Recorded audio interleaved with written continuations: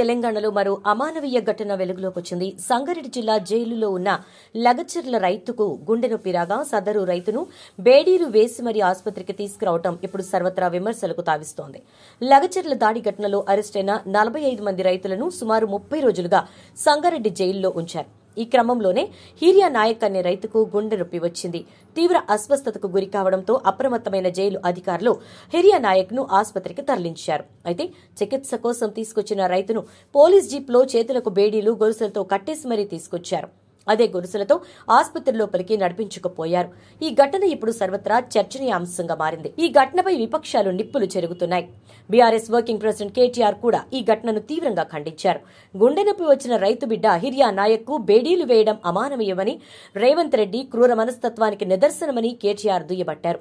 గుండె నొప్పి వచ్చిన రైతు బిడ్డకు బేడీలు వేసి అన్యాయంగా, అమానవీయంగా ఆసుపత్రికి తీసుకొచ్చిందని ప్రభుత్వంపై మండిపడ్డారు.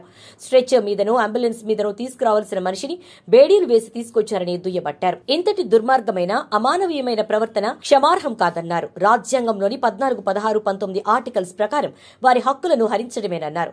నూతన క్రిమినల్ చట్టం BNSS ప్రకారం కూడా పోలీస్ మాన్యువల్స్, జైల్ మాన్యువల్స్ ప్రకారం అండర్ ట్రావెల్స్ ఖైదీల హక్కులను హరించడమేనని తెలిపారు. రాష్ట్ర హైకోర్టు ప్రధాన న్యాయమూర్తి ఈ అంశాన్ని సుమోటోగా స్వీకరించాలని కేటీఆర్ విజ్ఞప్తి చేశారు. రాష్ట్ర గవర్నర్ ఈ అంశంలోని తగిన విచారణకు ఆదేశించాలని విజ్ఞప్తి చేశారు. ఇప్పటికైనా ప్రభుత్వం భేషజాలకు పోకుండా గిరిజనులను, రైతన్నలపై నమోదైన కేసులను వెనక్కి తీసుకోవాలని కేటీఆర్ విజ్ఞప్తి చేశారు. తనపై ఎలాంటి దాడి జరగలేదని జిల్లా కలెక్టర్ ప్రతీక్ జైన్ చెప్పారని, కానీ ప్రభుత్వం సీఎం రేవంత్ రెడ్డి మాత్రం తన వ్యక్తిగత ప్రతిష్టగా తీసుకుని వారిపై కేసులు పెట్టించారని కేటీఆర్ ఆరోపించారు. ఈ ఘటనపై సీఎం రేవంత్ రెడ్డి తీవ్ర ఆగ్రహం వ్యక్తం చేశారు. ఈ ఘటనపై అధికారులను ఆరా తీశారు. రైతుకు బేడీలు వేసి తీసుకెళ్లాల్సినంత అవసరం ఏమొచ్చిందని ఆగ్రహం వ్యక్తం చేసినట్లు తెలుస్తోంది.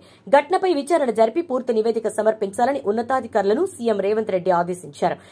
ప్రభుత్వం ఇలాంటి చర్యలను సహించదని హెచ్చరించారు.